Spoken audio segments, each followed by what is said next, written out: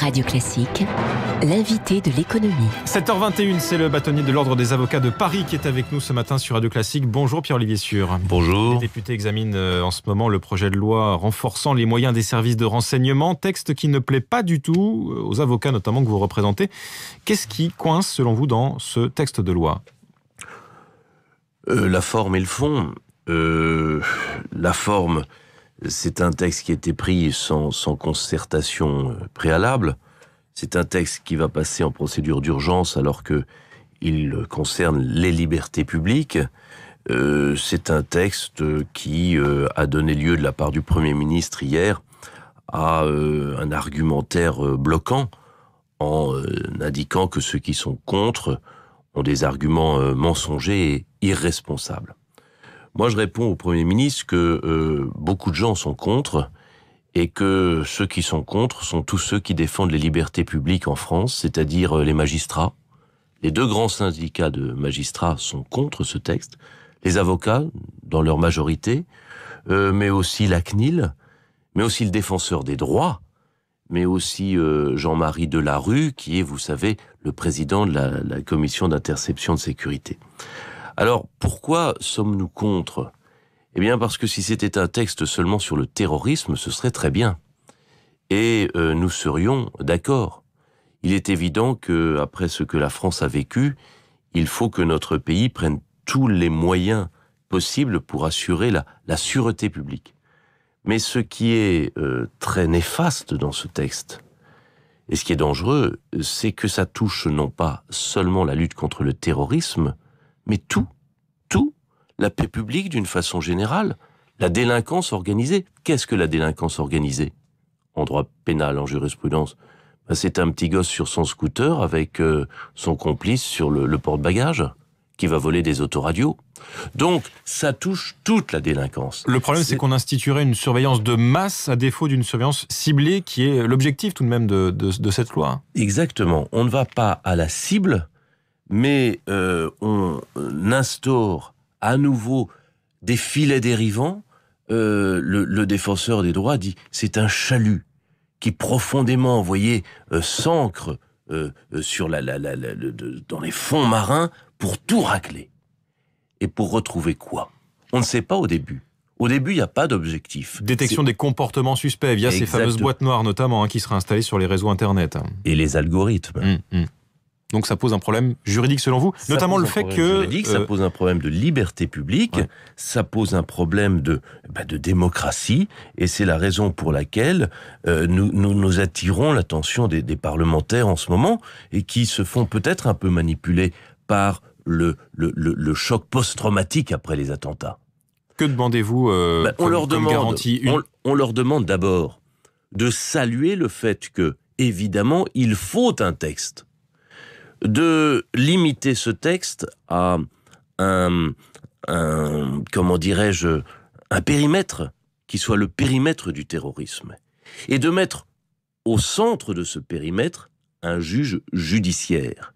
Car dès lors qu'on vient toucher les libertés publiques, le seul magistrat habilité à contrôler, c'est la Constitution qui le dit, c'est l'article 66, c'est le juge judiciaire. Sachant que là, les services de renseignement pourraient poser, sans l'accord d'un juge, des micros dans un appartement ou une voiture, installer des valises GPS ou écouter des communications téléphoniques. C'est ça le oui, contenu c'est du les projet. valises, c'est le système IMSI Catcher dont on parle tant depuis 2 ou 3 jours, cette valise, vous voyez, qu'on met dans une voiture et qui va remplacer l'antenne qui reçoit vos communications de téléphone portable et qui va tout recevoir, tout détecter. Derrière, vous avez un algorithme qui va trier et qui va peut-être conduire vers un objectif dont on ne sait pas ce qu'il est au début.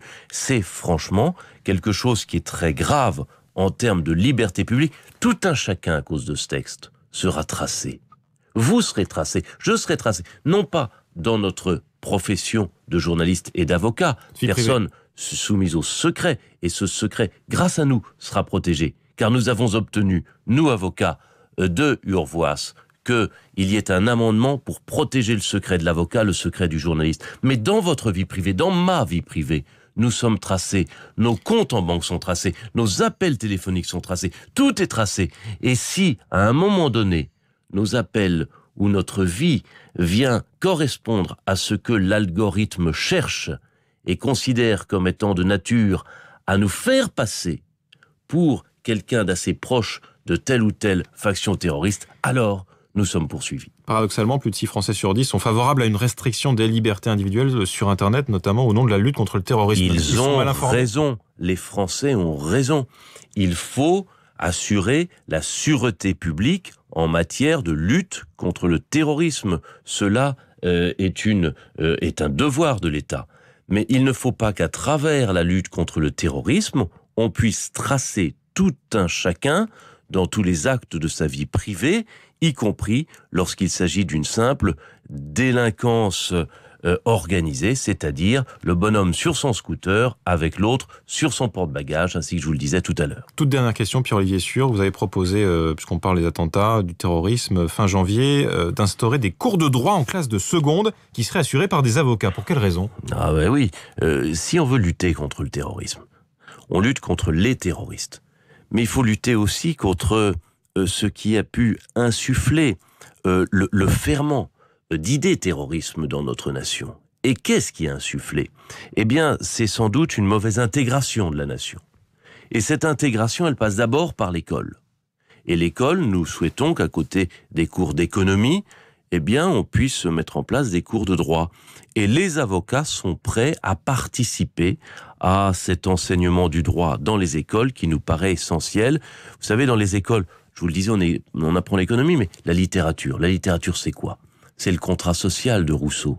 Peut-être bien qu'il faudrait expliquer ce que le mot contrat signifie. Et l'expliquer non seulement en littérature, mais l'expliquer aussi en droit, et expliquer que le contrat, c'est le rassemblement de tous dans une intégration avec le respect, avec des droits, avec des devoirs. C'est ça que nous pourrions enseigner, et c'est, à mon avis, cela qui a été raté dans notre société au cours de la dernière génération. Merci Pierre-Olivier Sueur. Le bâtonnier de l'Ordre des avocats de Paris était l'invité de l'économie de Radio Classique.